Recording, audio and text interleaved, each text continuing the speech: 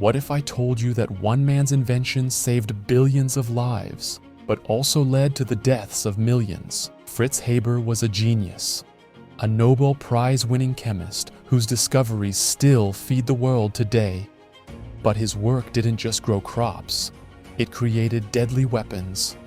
How did one man's brilliance become both humanity's greatest blessing and its worst curse? This is the shocking story of Fritz Haber, the man who may have accidentally killed more people than anyone in history.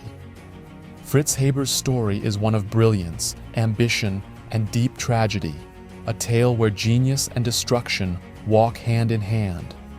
Born in 1868 in Germany to a wealthy Jewish family, Haber grew up surrounded by privilege, but haunted by personal struggles. His mother died just weeks after his birth, a tragedy that strained his relationship with his father. Despite the family tensions, Haber's mind was sharp, restless, and always searching. Chemistry fascinated him. He bounced between universities, constantly chasing knowledge, approval, and success. He pushed himself to be more, to achieve more, a drive that would change the world forever, but not always for the better. At the time, the world faced a massive problem: how to feed a rapidly growing population. Crops needed nitrogen-rich soil, but natural sources, like manure and bird droppings, yes, bird poo called guano, were running out. Wars were even fought over guano-covered islands. Without a solution, global famine seemed inevitable.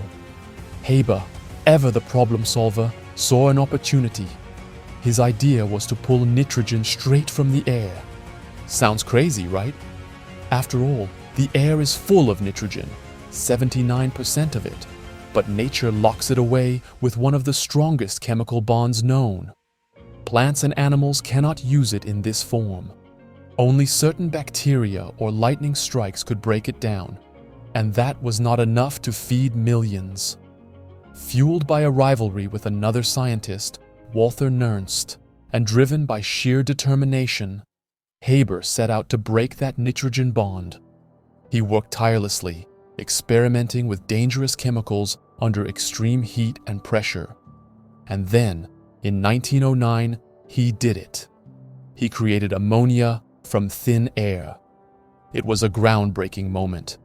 Farmers could now fertilize their fields without relying on insufficient natural resources. Crops flourished. Starvation rates dropped. Today, half of the nitrogen in your body exists because of this process.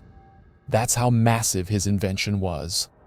Millions, and eventually billions, would live because of the fertilizer it produced. Haber was praised as a hero. He threw a party so wild after his breakthrough that his colleagues could barely walk home. But behind the celebrations, a darker side of Haber was arising.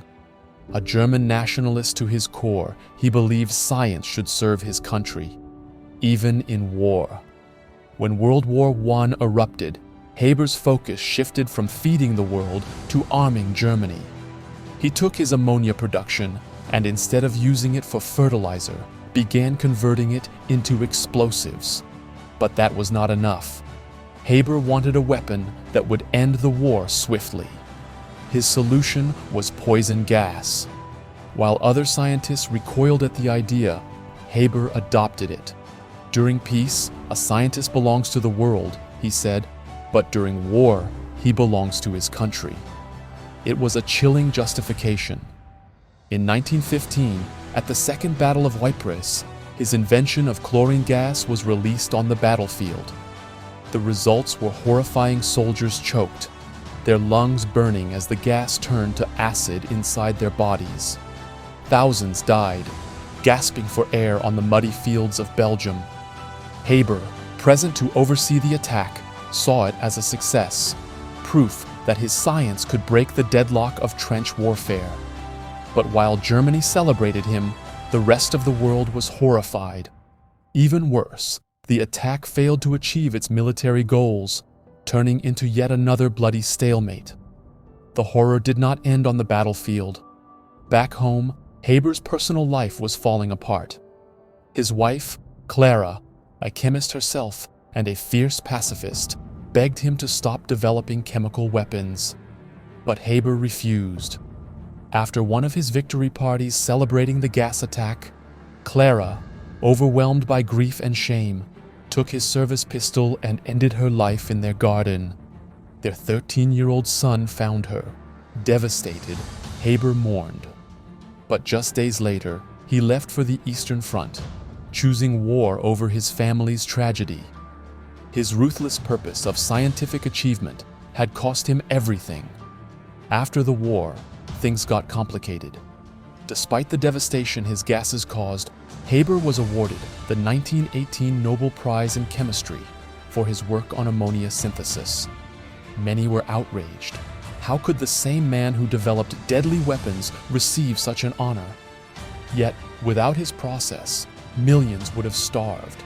It was the ultimate moral dilemma. Is saving billions enough to forgive killing thousands? Haber himself seemed to wrestle with this. He defended his wartime work, arguing that all weapons kill, it was just a matter of efficiency. But history was not done with him. Post-war Germany was humiliated and broke. Desperate to help his homeland pay its crushing war debts, Haber pursued a mysterious new project, extracting gold from seawater. He poured years into the endeavor, believing he could save Germany's economy. It failed spectacularly. By now, his reputation was in tatters. His scientific brilliance was undeniable, but his choices left a trail of destruction. And then came another twist. In the 1920s, a pesticide called Zyklon A was developed at an institute where Haber worked. He did not invent the later, more infamous version, Zyklon B, but that gas would later be used in Nazi death camps to kill over 1 million Jews, including members of his extended family. The irony was bitter. Haber, once a German hero, found himself an outcast when the Nazis rose to power in 1933. Despite converting to Christianity and his loyal service to Germany, his Jewish heritage made him a target. Hitler demanded he fire his Jewish colleagues. Haber refused and resigned. The very country he devoted his life to had turned its back on him. Heartbroken and in poor health, he drifted from country to country, looking for work. Even his old friend Albert Einstein, who detested Haber's role in chemical warfare, couldn't fully reconcile with his past. Finally, in 1934, while traveling to Palestine for a new research position, Haber's heart gave out in a Swiss hotel. He was 65. His dying wish? To be buried next to Clara, the wife whose death haunted him to the end. Today, Fritz Haber's legacy is a paradox. His invention feeds half the world's population. Without it, billions would not exist. Yet his work in chemical warfare killed thousands and set the stage for future atrocities. How do you judge a man whose genius both saved and destroyed lives? Was he a hero blinded by patriotism or a villain hiding behind science? One thing is certain. Fritz Haber's story forces us to confront the complicated line between progress and morality. Sometimes, the greatest minds cast the darkest shadows. One man's invention can save billions and still leave tragedy in its wake. So what do you think? Was Haber a hero, a villain, or something far more complicated? Drop your thoughts in the comments. We want to hear from you. If you found this story as shocking and thought-provoking as we did, do not forget to like, subscribe, and hit that notification bell for deeper dives into history's most fascinating and controversial figures. Thanks for watching, and we will see you in the next one.